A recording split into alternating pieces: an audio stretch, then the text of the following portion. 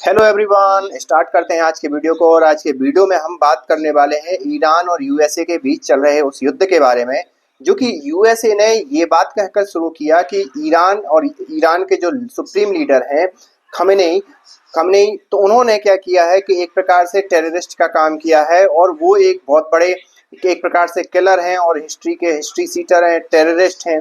ये सारी बयानबाजी यूएसए ने की।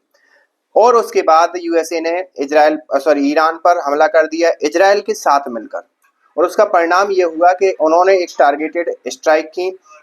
लगभग पहले टाइम मतलब पहली बार में जो इजराइल ने है टोटल 30 के समथिंग स्ट्राइक की, और साथ ही साथ यूएसए ने भी स्ट्राइक की अलग अलग सैन्य ठिकानों पर।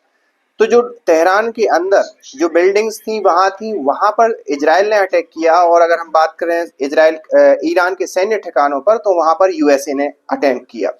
और इन सारे अटैकों का जब परिणाम निकलकर सामने आया, तो हमें ये मालूम हुआ कि जो ईरान की जो लीडरशिप थी, इवन उनके सुप्रीम लीडर खमेनेई, वो भी इन अटैकों में मारे गए। न केवल वो मारे गए, बल्कि उनका परिवार, उनकी लड़की, उनके दामाद और दामाद के भी बच्चे या उनकी लड़की के ग्रैंड चिल्ड्रन, वो सारे लोग मारे गए।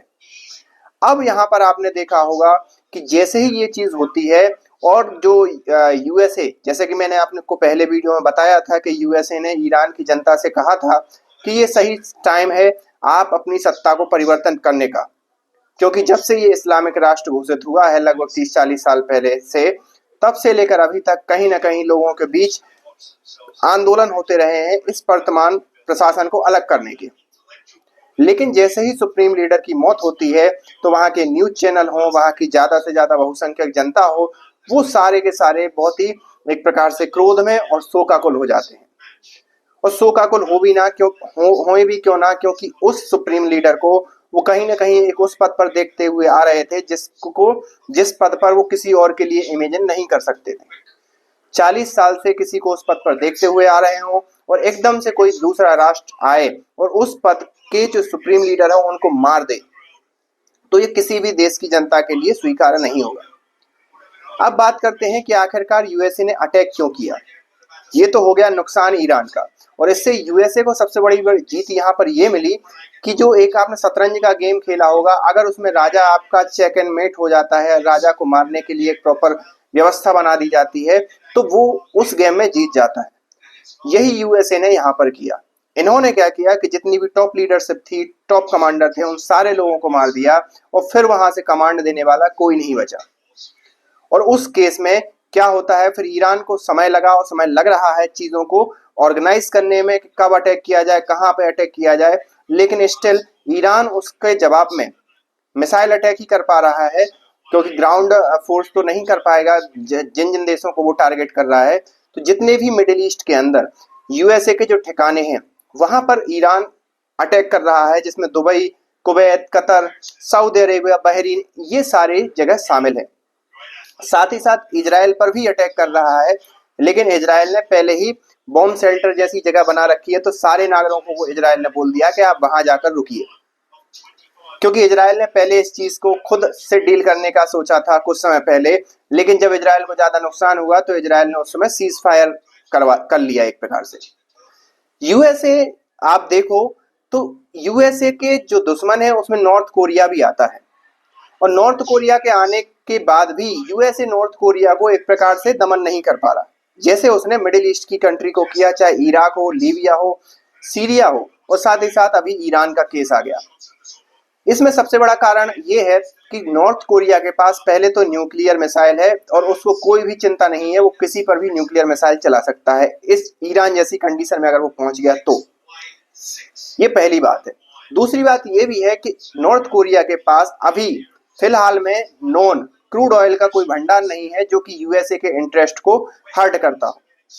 यूएसए क्रूड ऑयल के लिए इतना पागल इसलिए भी रहता है क्योंकि जो डॉलर है, डॉलर का जब व्यापार क्रूड ऑयल में होगा, ज्यादा से ज्यादा कंट्री क्रूड ऑयल को डॉलर में खरीदेंगी, तो डॉलर क्या होगा, स्टेबल करेंसी रहेगा।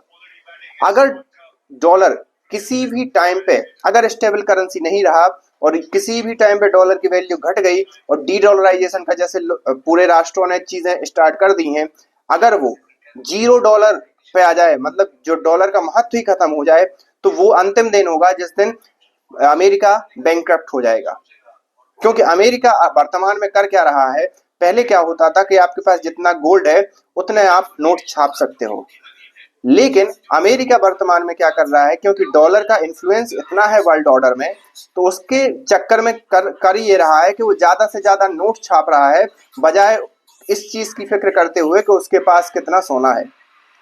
और यही सबसे बड़ा कारण है कि अमेरिका जहां जहां क्रूड ऑयल या इन सारी चीजों की उसको डिमांड दिखाई देती है, वहां पर हमला करना स्टार्ट कर देता है, उसका कारण कुछ भी हो। इसके परिणाम स्वरूप अगर देखा जाए तो वेनेजुएला में आपने देखा, इराक में देखा, सीरिया, लीबिया और अभी ईरान। इसका परिणाम ये होता है कि जिस देश पर ये यूएसए इस प्रकार से अटैक करता है, वहां की जनता भुखमरी, गरीबी और बेरोजगारी से जूझती है। लेकिन यूएसए को इन सब चीजों से मतलब नहीं है, यूएसए को बस इससे मतलब है कि उसका डॉलर स्टेबल रहे और यूएसए की एक प्रकार से शक्ति बनी रहे।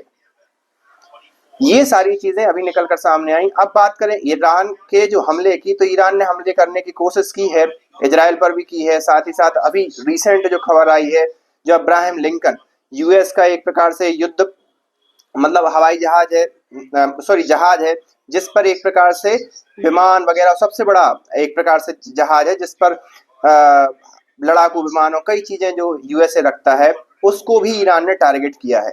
कितना नुकसान हुआ कितना नहीं हुआ ये तो आगे आने वाला समय बताएगा, लेकिन हाल फिलहाल में अगर अमेरिका और इजराइल की बात माने तो ये चीजें कंटिन्यू 7 से 8 दिन चलती रहेंगी, जब तक कि ईरानी गवर्नमेंट यूएसए के सामने सरेंडर नहीं कर देती।